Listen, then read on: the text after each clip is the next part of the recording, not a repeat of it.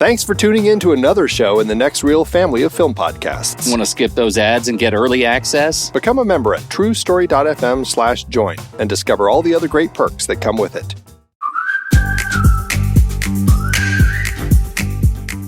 I'm Pete Wright. And I'm Andy Nelson. Welcome to the Next Reel. When the movie ends, our conversation begins. Quiz show is over. Mercy, what a grueling line of inquiry.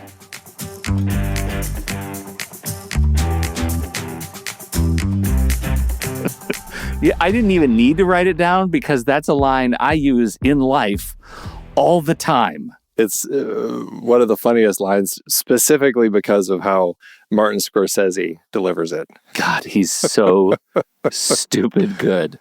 It is stunning. So funny. He's so funny. Yeah. Quiz show. Andy, we're talking about quiz show. Yeah. Next in our True Lies series. Yeah. Our True Lies series, stories of people who get wrapped up in their own fraud. And so far, we've talked about Can You Ever Forgive Me? Lee Israel. We've writing notes from famous authors. We've talked about Stephen Glass, Shattered Glass. We've talked about Richard Gere pretending to be that author that I can't remember, Clifford Irving, writing a book about Howard Hughes that Howard Hughes did not endorse. And we've talked about The Informant as our bonus episode with Matt Damon being awfully too happy for everything going on around him. Now we're talking about quiz show. We have had, I think, central problems with all of these sorts of movies in this series. And it was my hope, it was my grand hope that coming into quiz show, we might find a movie that fixed some of those problems. So I am very excited to hear your take on this film and your watch of it this time. I know we both have seen it many times, probably. Yeah. And so how did it hit you this watch? Just light me up. Give it to me. Well, I mean, I think you're right. I mean, it's been an interesting series because we're watching stories about fraudulent people. And it makes it a little harder to connect to the films because these people are they're stealing, they're cheating, they're committing fraud in many different ways and lying to those around them. And it makes for frustrating protagonists to follow. This film, I've always found it to be a fascinating and an excellent film. I think that the casting is brilliant. And I think Ralph Fiennes playing Charles Van Doren brings so much to it as far as the internal struggle and what he's working through that, yeah, to your point, this is the first one that I've really found that I connect with more. You know, I watch his struggle and I can see what he's working through. And it makes, for me, of the ones we've watched so far, the most compelling of the bunch. I really enjoy this film and I enjoy watching his journey that he has, you know, this struggle that he has as he recognizes what he does is wrong, that he's cheating on this game show he's not cheating, at the behest of all of the people who produce the show, who are behind the show. I mean, he's doing it because they told him to, essentially. Right. Institutional cheating.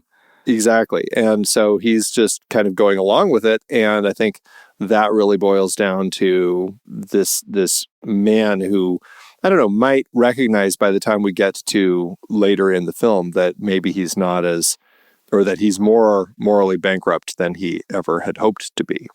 So that's one of, I think, the central questions of the movie, because the others are driven, I think maybe with the exception of Stephen Glass, which was driven largely by ego, but they're all driven by need, economic need, sort of the desperation of need. They aren't getting work. They're set up as people who aren't able to work in a complicated economy of creatives. A couple of authors. Then we have Stephen Glass as a writer for the New Republic, who it seems like maybe the most sort of vilely driven by inner demon. But here we have a character. It's the first one in our whole series that I think I can be genuinely sympathetic toward.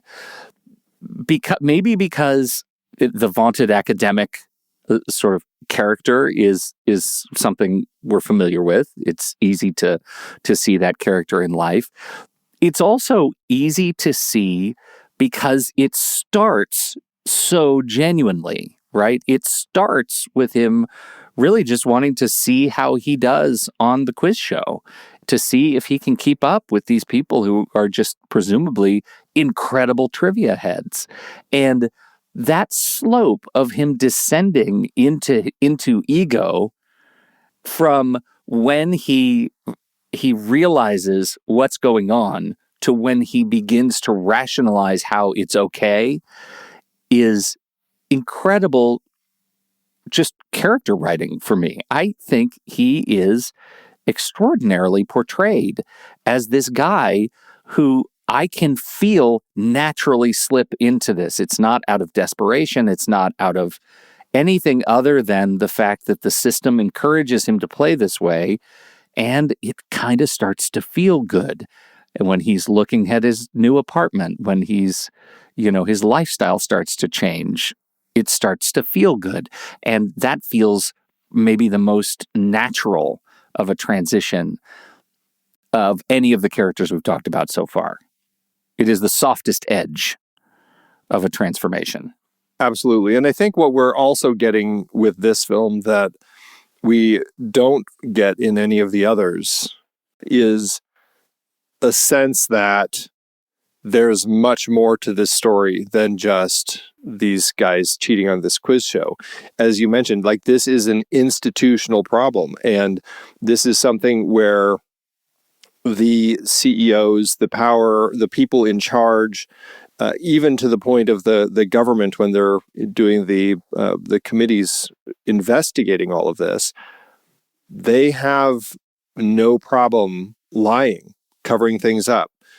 And that speaks to the way that these institutions work and are created, and how it's so much easier for them to just live in a world of lies and just not worry about it because that's how they get things done, versus the actual humans that they're using, I guess we'll just say, as pawns, these players and everything. I mean, even the people that are working for them, right?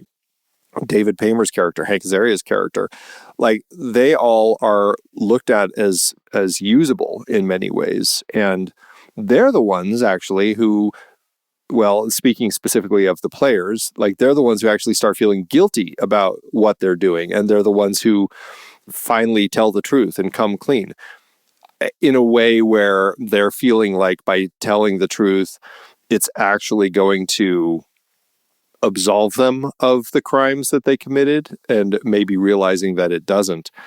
But I think that that's, for me, what I took away most from this watch of the film is that comparison between those two sets of people, the head of NBC, the head of Geritol, these people who have no issue with just totally telling lies. Even, again, Paymer and Azaria as their characters take the rap for doing all of this, just specifically so that they can then, down the road, kind of continue their careers in television. That's pretty shocking to see, and then to see where we are today.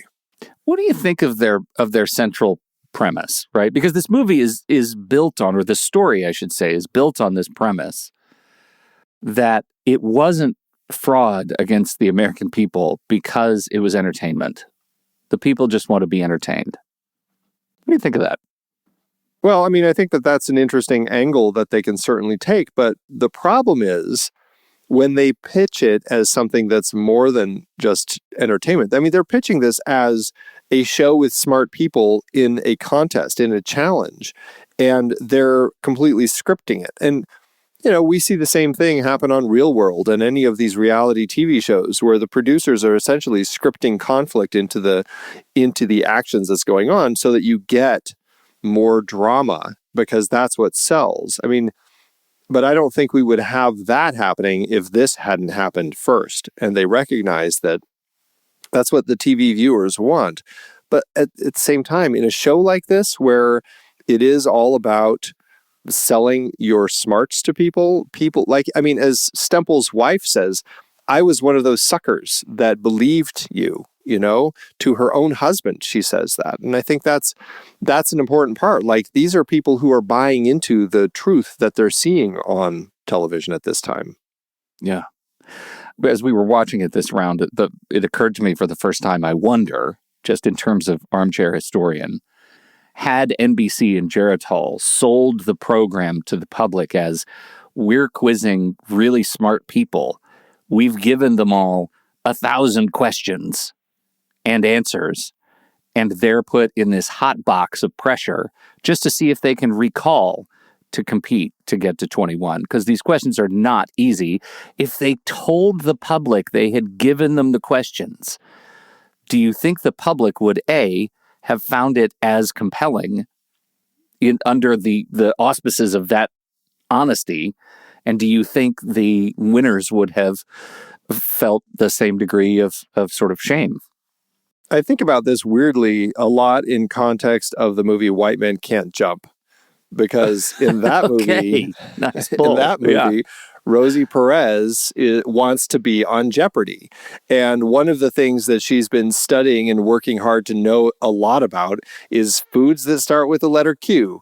And and that ends up being one of the categories that leads to her victory. And I can't help but feel like it's one of those things that, and I don't know the context of how Jeopardy works. Like, when you're a new contestant, do you say, these are things I'm really good at, and then they'll kind of pull from those to put them on and use that to kind of shape who's going to be the winner and whatnot?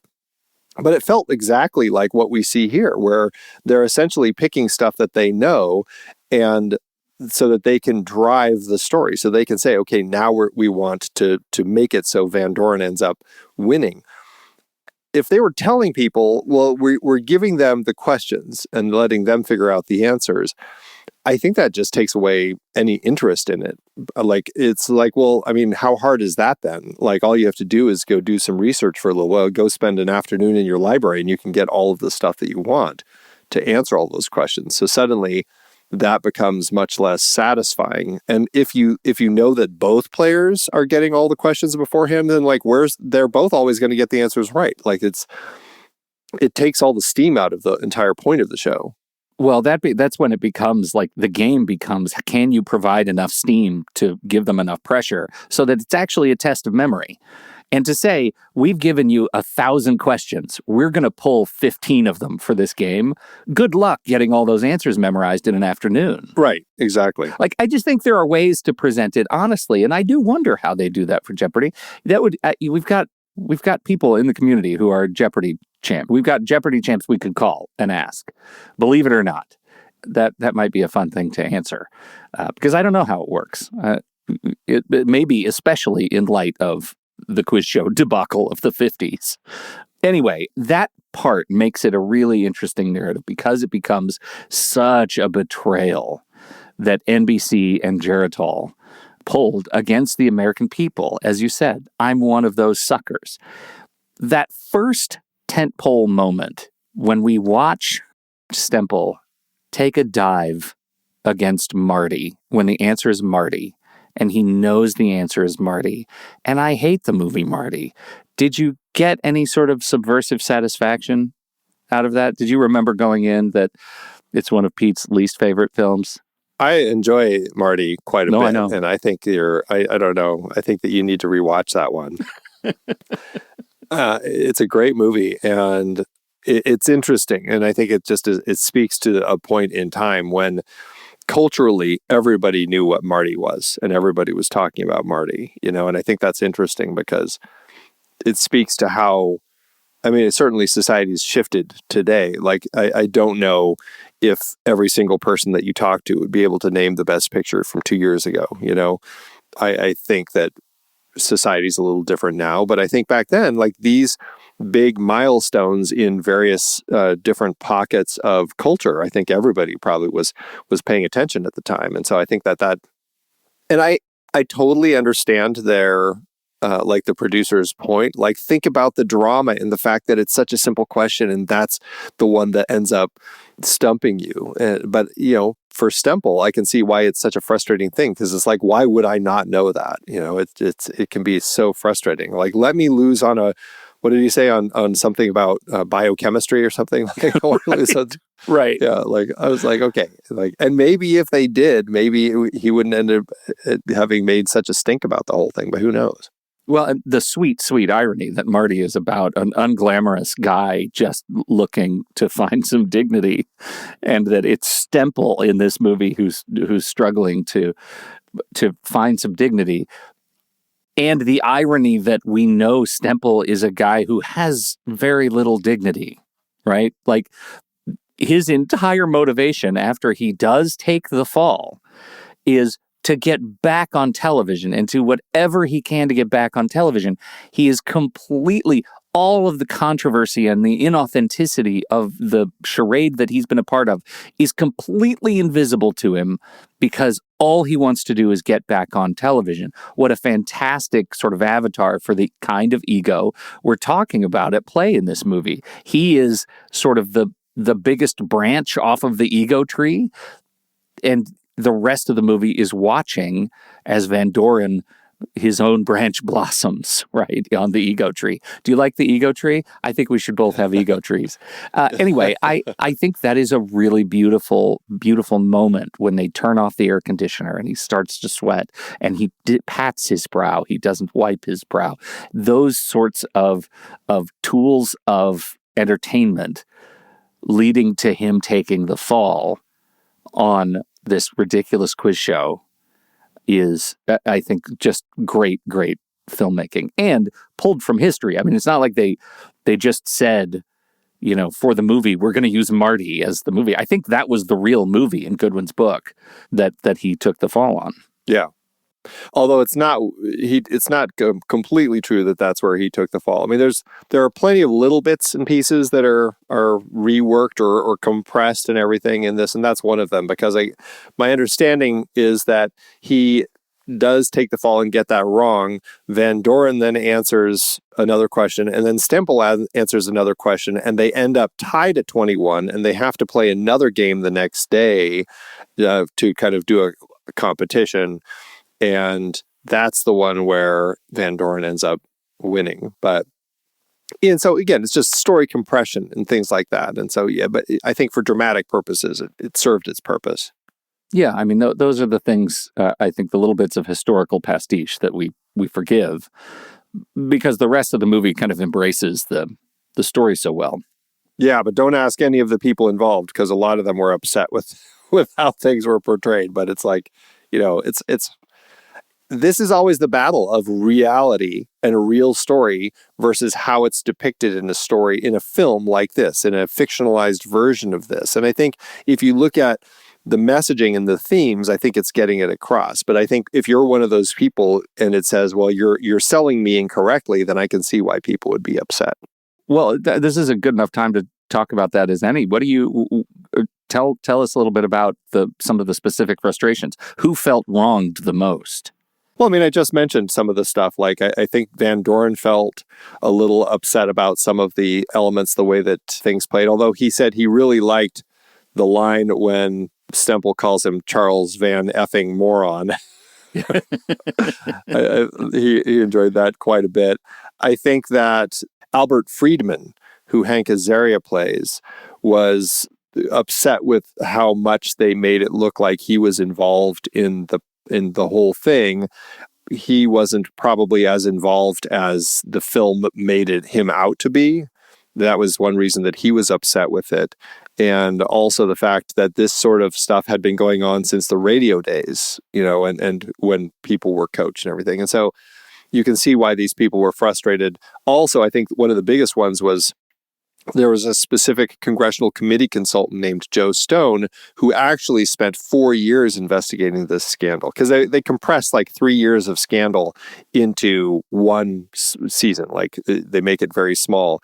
He was very angry that they really focus on Goodwin. And now it's based on Goodwin's book. Goodwin paints himself as kind of the man putting all of this together and bringing it forward. Goodwin ended up accepting most of the credit when the movie was released, but in fact, he didn't start getting involved until years after the show had already stopped and all of this information kind of already came to him, whereas Joe Stone had been working on it this whole time and wasn't even mentioned in the film at all. So that's an example of somebody who I think was perhaps most rightly wronged, or feels like he's right in feeling wronged, but again, it's, for me, I think all of the players may be changed and everything, but for me, like, the context of the themes and the messaging of the story actually still comes across. And I think that's the line that they're walking. And tip of the hat to Hank Azaria, right? First of all, second appearance in this series. Yeah. And I just reflect time and time again, he is one of the most valuable utility players in just about every movie we see him in. The fact that he can go from these two movies together playing very different characters, none of them cartoonish, all the way to what was the Miami one where he plays Agador, the manservant. Birdcage. I mean, extraordinary. And I want to celebrate him whenever we can. What a fantastic performer. Which was between this and Shattered Glass. So yeah. Yes. He's always fantastic. Yeah, I think what we're getting to, and I think one of the central sort of theses of the movie is the act that corruption doesn't actually need overt villains. No one in here is a villain. It's just a bunch of people who have something to gain by not asking questions. And it's only when somebody sits down and thinks, wait a minute, do I have a question about our process here? Do things fall apart? So when you say this has been going on since the radio days, it does make me wonder what the broader story is of the sort of cultural ethic of these game shows over the years. And in the radio days, how much easier would it have been to pull this off when no one can see what you're looking at as you're answering questions? I don't know, but that's a story I'd be very interested in. In the context of this one, no one's asking questions about process. No one's asking questions about class as casting. This whole case that there's always a Jew, then a Gentile that Stempel makes, it's a fascinating question that just goes into the artifice of the quiz show that I think the film portrays very well. I think that, the film tackles, that's what I find so interesting, is that it looks at so many different things, right? Like, there's those race elements that we see. There's the world of fame and notoriety and the draw to it, and kind of like how it can change against you and rear its ugly head. There's family dynamics that we have between Charles and his father. And I think that we're seeing so many different ways to kind of view the story and what they're trying to say. Big business, mass media, I think are huge ones. And what's so fascinating specifically about this game show, and it's pitched several times, is how inspiring it is for young people to want to actually get educated, get better educated, to learn more so they can be like these people. And so they're selling like this pitch of making education exciting as entertainment. And that what happens when they do that, and how it can perhaps not necessarily work out as well as they want. Right. And what that story is such a juicy bit of bait to someone like Charlie Van Doren, right? Who is an academic who is standing behind the podium, and the quiz show is asking him to put on a bright red cape and be a hero. That is tantalizing to a guy like this, which leads us, I think, to my favorite relationship in the movie, which is the father-son relationship. Charles Van Doren and his dad, Mark, played by Paul Scofield.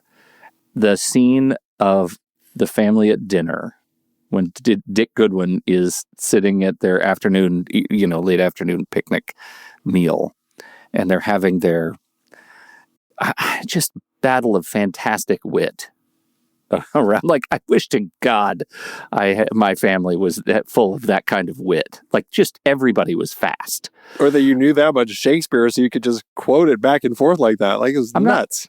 I'm not lying, Andy. I went on to my books app and I downloaded the complete works of Shakespeare after this. Again, and I realize how many times I must have done that. Every time I see this movie, I'm like, I'm going to read Shakespeare now. I know. I How's haven't that picked up going for Shakespeare you? since Yeah. high school. Yeah. I'm going to do it again. It's not going great. But that sequence, I think, is another one of those tentpole moments, because especially it's a tentpole moment for Goodwin, right? For Rob Morrow, who I think is very good in this movie. And I very much enjoy watching him in this.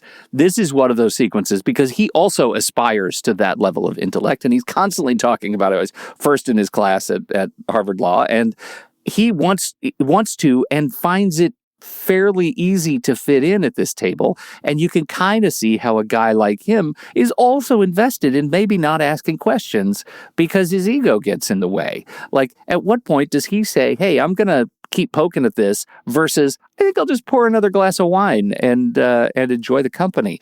So that table scene is full of such glorious, complex family social relationship that I think it really showcases a bunch of incredible performers at their best in just this like top level class A intellect.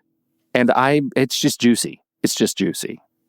Well, and I always, you can't have that scene without pairing it with the subsequent scene when Charles comes to Mark's classroom and has the moment where he finally tells the truth to his father that he has been one of these people who has been accepting the answers and cheating on this show. Yes. And they use a few lines throwing back and forth to kind of like, Charles throws a line at his dad as a jab, and his dad responds immediately with like, your name is mine, or whatever that line is.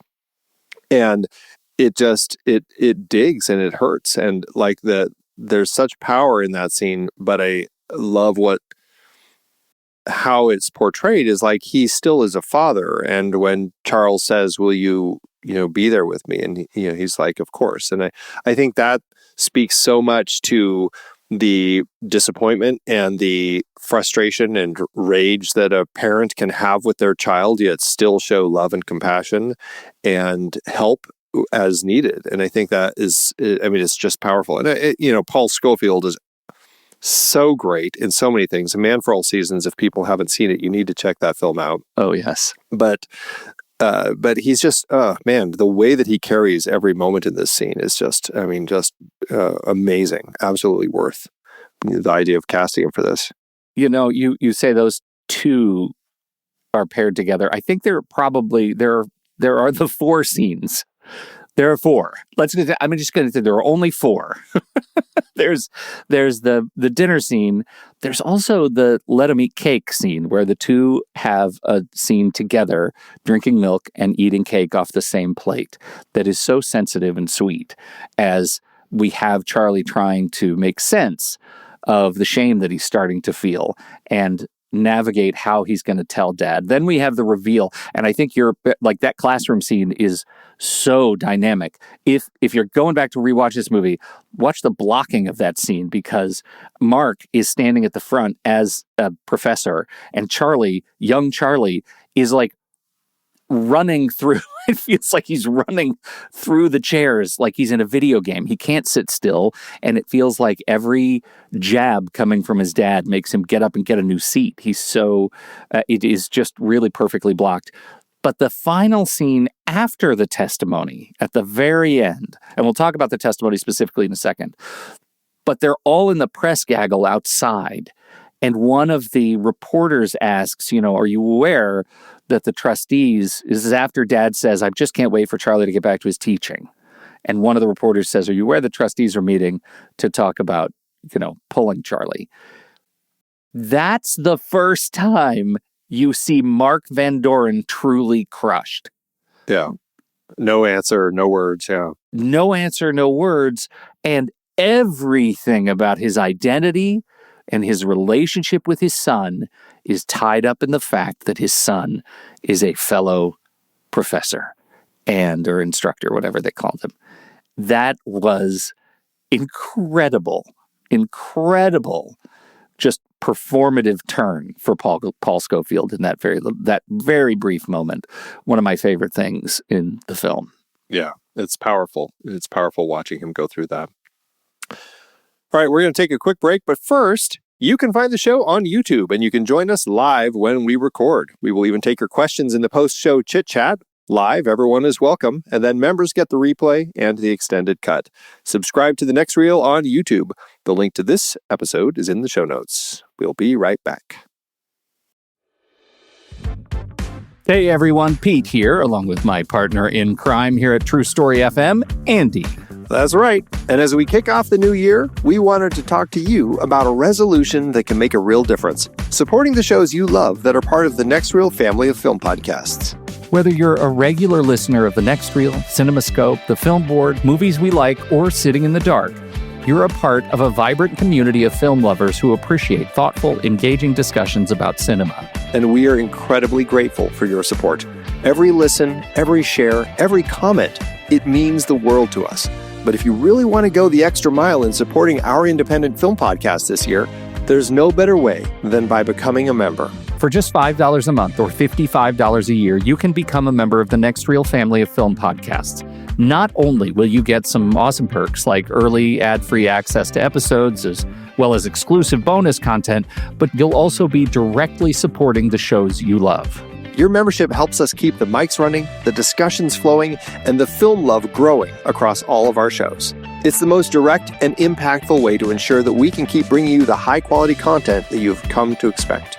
Now, we know that not everyone can become a member, and that's okay. We appreciate all the ways our listeners support us.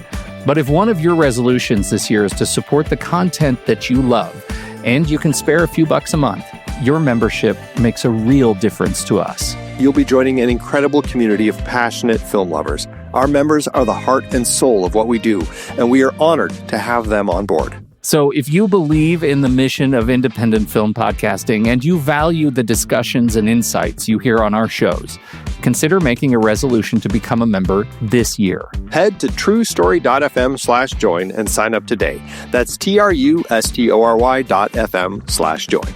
Because at the end of the day, it's all about celebrating our shared love of cinema and doing it together as a community on The Next Reel. The Next Reel family of film podcasts. truestory.fm/join. Let's make 2026 a year of great film conversations together. Robert Redford, Andrew. At this point, did you really think of Redford as a alpha director? I mean, he'd been directing for a while, but Redford's directing was always few and far between. I don't know if I ever thought of him first as a director, but I think because he's so careful with what he chooses to direct, I think that it's pretty clear it's stories that he is interested in and passionate about. And I know he kind of was brought onto this as director. I don't think it was a project that he had brought forward. But clearly, I mean, as somebody who grew up watching all of this, I think that he was just fascinated by the story and wanted to tell it. You know, I had done my Robert Redford chronological watch through his filmography, both as actor, producer, and director. And that's the last time that I had watched this film. And I mean, you definitely see a filmmaker who works the way he does as an actor, like picks projects deliberately. I mean, not always. I don't think Indecent Proposal fits this, for example, but I think he's a filmmaker who is passionate about projects that are reaching to do more, whether it's kind of like has a message as far as like the politics of the day or some sort of theme that he really resonates with. And I think when he's picking films that he directs, I think that very much is true. And I think there is something with his fixation on American institutions and the quiet failing that sometimes they have as we kind of watch here and see what happens with the television industry. And he's a director who's very restrained in how he tells his stories. I don't think he's somebody who really, when you watch his, like the camera, for example, isn't a very active camera in much of his films. But I do think that he works in things that fit in context of the story. Like in this one, having the dolly in, zoom out, or dolly out, zoom in, whichever direction it's going. But when we're looking at the back of Charles Van Doren inside that little booth, and we have that moment with that fantastic shot, like that, you know, is a great surprise to see in a Robert Redford film, but it works in context of the story really well. Yeah, I talk about a single shot that became the iconic avatar for the film. I mean, it's the poster, the landing zone of that shot is the poster. It's extraordinary and perfect in that moment. I'd forgotten that he directed Indecent Proposal. No, he didn't direct it. He just acted in that one. Oh, I he was was just saying. Oh, right. He was the millionaire, the industrialist. Well, it's interesting because he seems so interested in like the quiet failure of American institutions. And I was thinking about this movie, watching this against Network, right? Network is maybe the loud rage against the institution of television, the fraudulence of television. And this movie is like the simmering, quiet agony of television. But both of them are about institutions that are failing and somehow failing someone somewhere by what they're doing. And I think you look at his just sort of, I don't know, obsession with American myth. He is a truly American filmmaker, right? He's interested in American stories and what it means to be an American. And I don't say that with any sort of spark of pride in it, right? Because he's looking at sometimes the American myth and where it has gone sadly wrong. Sometimes where it's gone right, but mostly where it's gone wrong. I think as a filmmaker, his aesthetic is really well attuned to that. Maybe it's because of all those years in Park City. Well, and you can see so much of it in like All the President's Men and The Candidate and Yes. Ordinary People, and even, I mean, it wasn't as well received, but The Conspirator, like what about like Lincoln's assassins and everything, and that it's a fascinating glimpse into what he's passionate about, and I enjoy seeing him tell the story, and I think he's somebody who has always recognized, these American systems that he loves and is passionate about, and knows people are also love and are passionate about, but also we're all incredibly frustrated with how they're broken and would love to see how we can get it fixed, right? And is there a way to fix some of these things as far as the political system and everything? And I think that's a powerful element that he brings to so many of his projects. So let me ask you, under the chapter head, Defining Complicity Sucks, do you think Redford lets Van Doren off the hook too easily? And we should probably talk a little bit about the congressional testimony at this point. But I think that the movie clearly sympathizes with Van Doren, handsome Ralph Fiennes. I'm not sure it completely earns the sympathy, or whether it's that discomfort that is actually the point. He is a guy that by the end of the movie you just kind of want to punch in the neck. That's the privilege argument that we're rewatching here as the film ages. Do you think he lets him off too easily? I don't think so, and I think what is fascinating about it is they do make him sympathetic, and we sympathize with this guy, but we also, I mean, we're sympathizing with all of these people, and that's what's interesting. And as I was watching this, I'm like, who am I watching as the protagonist of this story? Should I be looking at especially because we start everything with Herbert Stemple, and he's kind of our entry point into this. So, and we see finally Charles watching Stemple, and then finally we're kind of looking at Charles' story. But I'm like, okay, Herbert Stemple is an interesting protagonist because he's hard to like, and that makes for an interesting antagonist in Van Doren because he's very easy to like. Or is it flipped, where Van Doren is the protagonist and Stemple is the antagonist? Or is Rob Morrow the antagonist? Like, how is this story structured? And Paul Attanasio, who adapted the story into the screenplay, said it's kind of a changing protagonist over the course of the story, is the way that he did it. He said there isn't a central protagonist. And I guess I can see it that way, but I don't know. The way I read the story myself is that Charles Van Doren's our protagonist, Stemple is our antagonist. They both have interesting journeys over the course of it, like watching Stemple in that final moment after Van Doren's statement, and then as he leaves is powerful.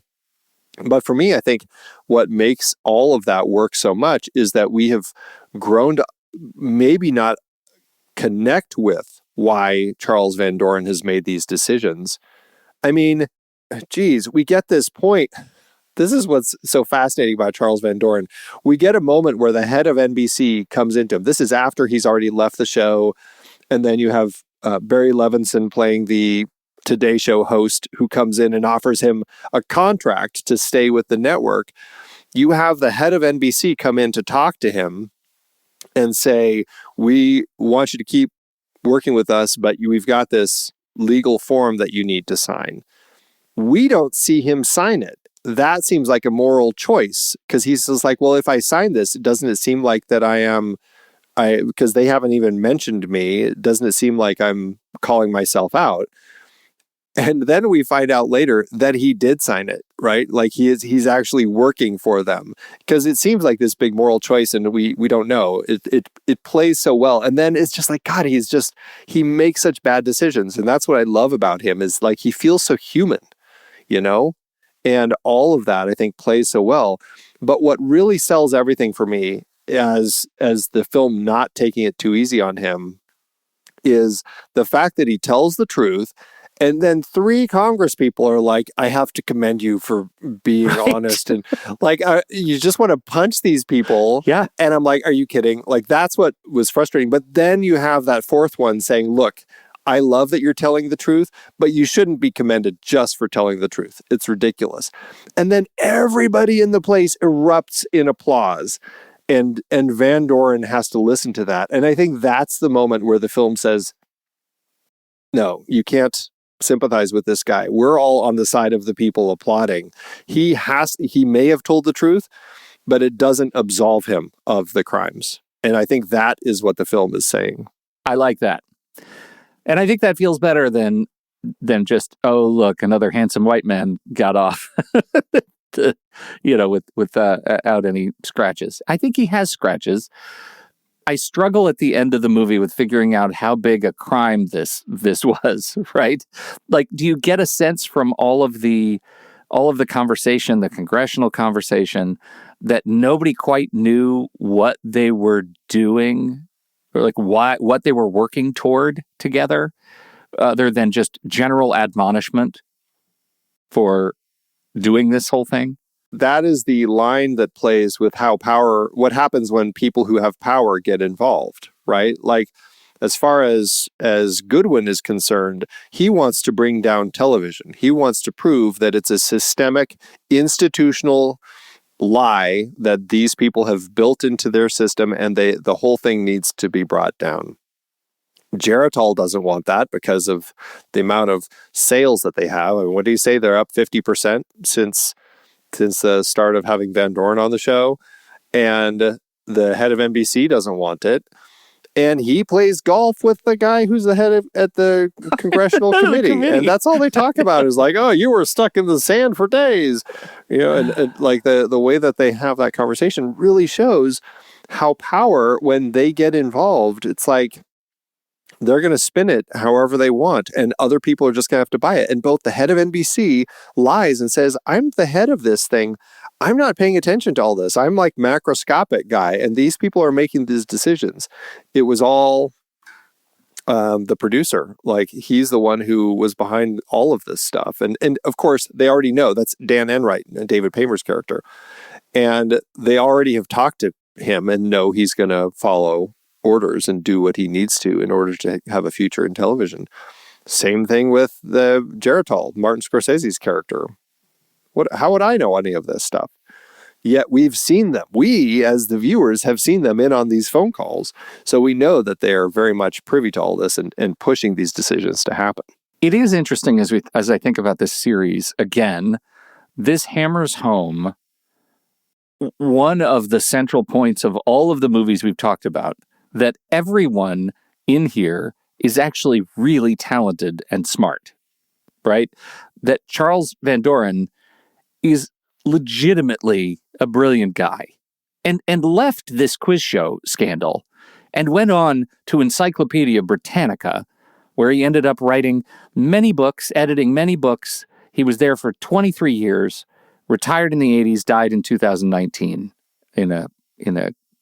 which is not very long ago. I would have expected it to have gone sooner.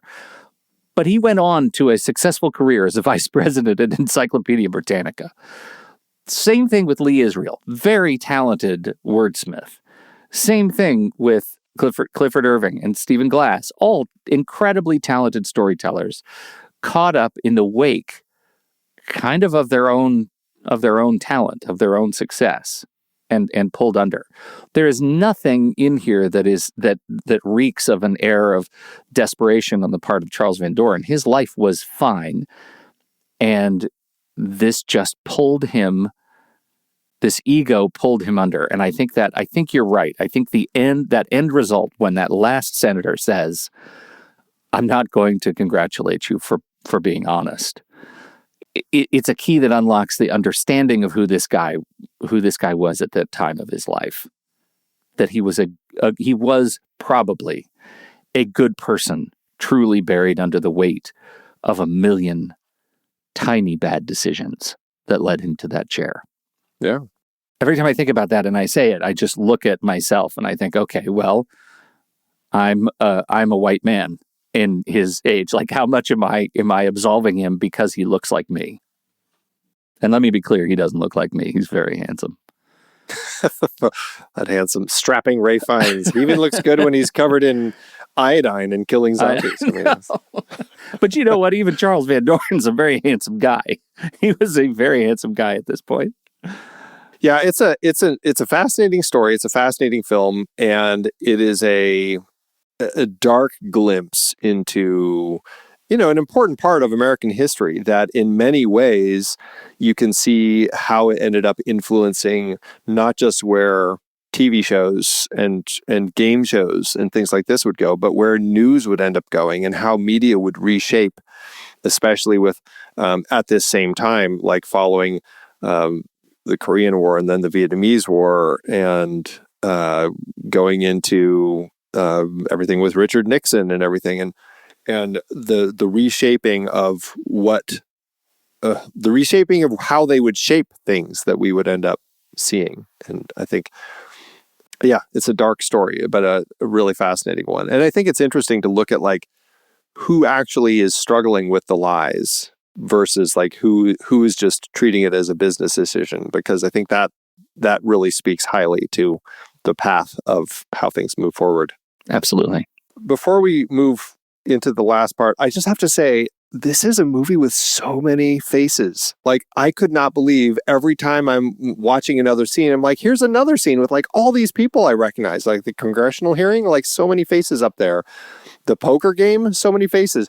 Ethan Hawke shows up as freaking one of Mark Van Doren's students. And yeah, it's crazy, the people that we see throughout this film. Just so many amazing actors, directors playing actors. Like, they're all just all over the place in here.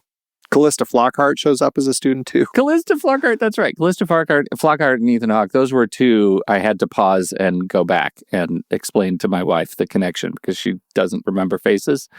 And that Ethan Hawke happens so fast. Yeah, right.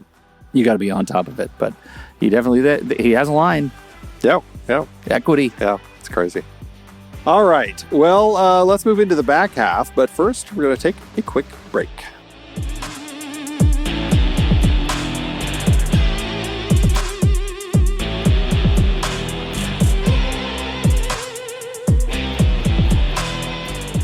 The Next Reel is a production of True Story FM. Engineering by Andy Nelson. Music by Sabutan, Bixby, Oriole Novella, and Eli Catlin. Andy usually finds all the stats for the awards and numbers at b-numbers.com, boxofficemojo.com, imdb.com, and wikipedia.org. Find the show and the full archive at truestory.fm. You can follow us from there too and learn about membership. Check out our merch store at thenextreel.com/merch. And if your app allows ratings and reviews, please consider doing that for our show.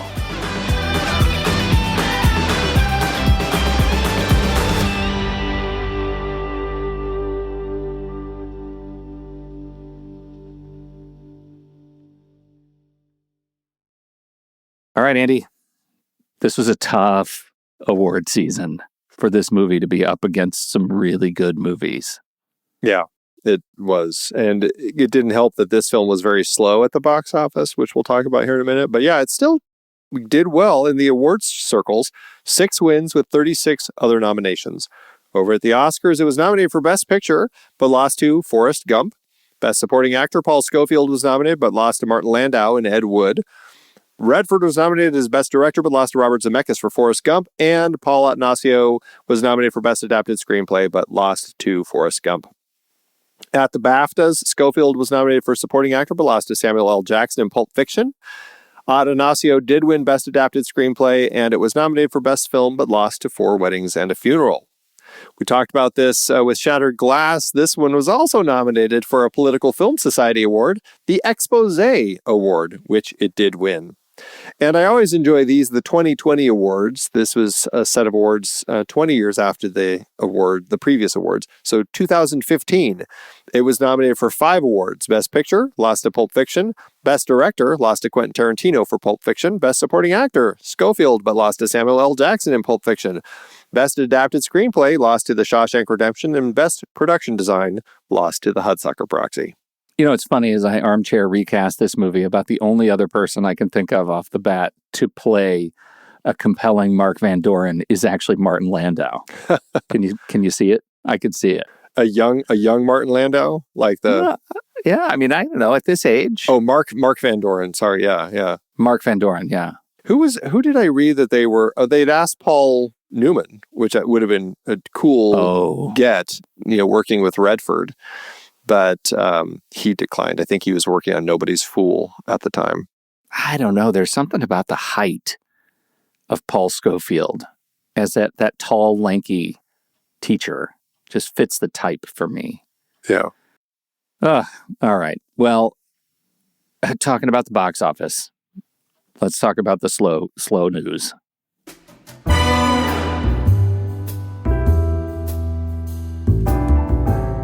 Well, for Redford's story about this notorious game show scandal, he had a budget of $31 million, or $66.3 million in today's dollars. The movie premiered in New York City September 14th, 1994, then opened wide on the 16th opposite Time Cop, Princess Caribou, and Blue Sky. It started in 15th place, then as it expanded, ended up as high as 4th place.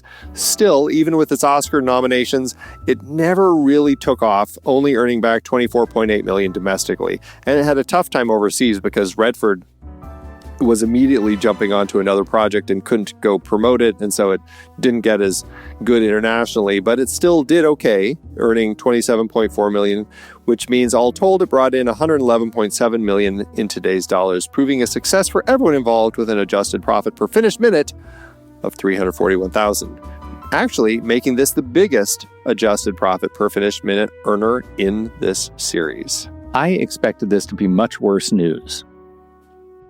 It was a slow mover, but it still did well. And it's a series of small films. Yeah. Shattered Glass, very independent. Same thing with Can You Ever Forgive Me? The Informant, it's Soderbergh, but I think it was a smaller Soderbergh. And I think it got a lot of buzz in the comedy circles and everything, but it just didn't make as much money back. And The Hoax was also very small. Big Eyes, we'll talk about that next week as far as how it did. Well, I'll tell you, this is one of my all-time favorites. I mean, I really adore this movie. And I love that it gives me such characters that I really appreciate being forced to reckon with their privilege. And this one captures intellectual privilege in a way that the others haven't yet. And so I'm so glad we were able to shoehorn it into the series. Yeah, I really do enjoy this film. Every time I watch it, I am reminded of how great it is. I think it's an interesting film on this watch about it's not exposing just the corruption, but documenting how the corruption of the system really trains everybody to just kind of go along with it, teaching them who's going to be protected, who are we going to sacrifice, and then how easy it is for truth really to just end up being another performance. Yeah. We joked about the fact that Mira Sorvino had one insightful thing to say in the film and then was sidelined. That's not actually a joke. It is unfortunate. You want to talk about the absence of women's perspectives?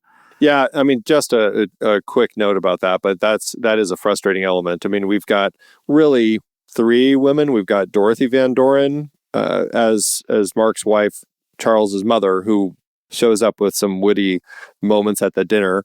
Mira Sorvino as Sandra Goodwin, and we have Johan Carlo as Toby Stemple, who actually has the most going on in the story. And I really enjoy her performance, particularly when she is made aware that that Herbie had known the answers, and she feels like she had been suckered, just like the rest of America.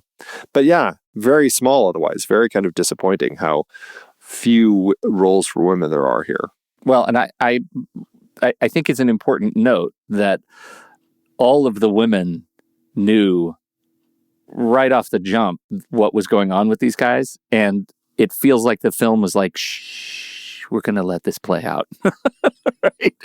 We don't want you to just ruin it for everybody. Let the men watch themselves fail, which is a strategy in and of itself. So yeah, right.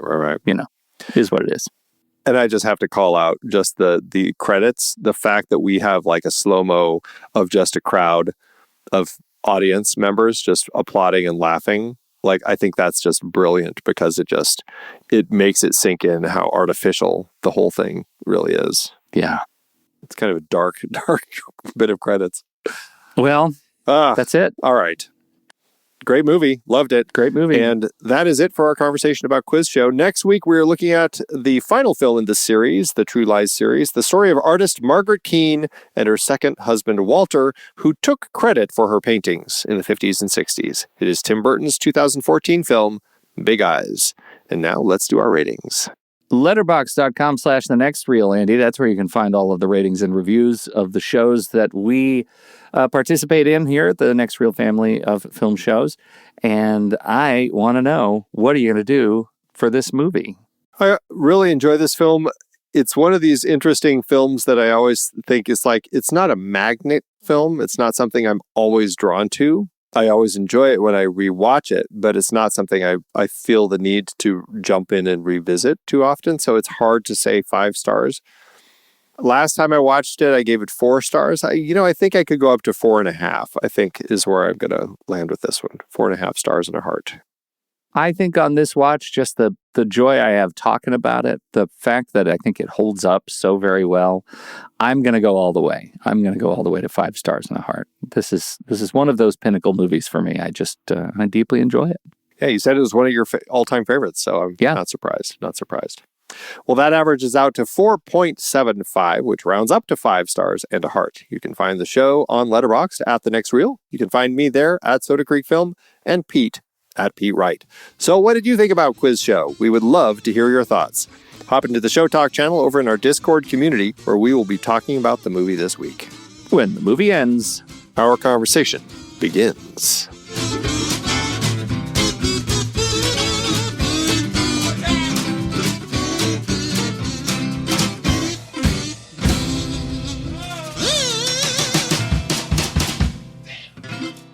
Letterboxd give it, Andrew. As Letterboxd always doeth. All right. I've got one. It's long, so I'm going to excerpt it. Oh, okay. I'm going to give you an abridged one. It is a heart from the one and only Mike Flanagan. Nice. Thanks to the wonderful people at American Cinematique, I was incredibly fortunate to see a pristine 35mm print at the Arrow with Rob Morrow in attendance. This is from 2024. One of my all-time favorite films, Quiz Show, hasn't aged a day since its debut in 1994. And then he goes on to talk about all the stuff we just talked about in one very long paragraph. Skip. Television or no, this is a story about personal values, how easy it is to compromise them, and how the bright lights of show business can blind even the most upright of people, making it easy for them to lose sight of who they are and what they hold dear. I would argue that Paul Atansio's script is one of the finest ever written, not only for its impeccable structure and precision with which it explores its themes, but for dialogue so electric and beautifully crafted that conversations feel like tennis matches or boxing matches or even, at times, a proper duel. One of the very best films of 1994, or any year for that matter. I appreciate it more every time I see it, and experiencing it in 35mm with Rob Morrow, seated just a few rows away, will be a memory I'll always treasure. I imagine I would treasure a memory like that too. Here. Thank you, Mike Flanagan. Yes. I am going to read Colin the Dude's 4 stars, no heart. The only Best Picture nominee to use Best Pictures as a plot point. That's actually really lovely. Far That's a too good few point. films use Best Right. Pictures as a plot point. Is that the equivalent of saying the name of the film in the film? Which they do say. I know. Yeah. I don't even have to complain about this one. I thought it was used well. Yes, it was. All right. Thanks, Letterboxd.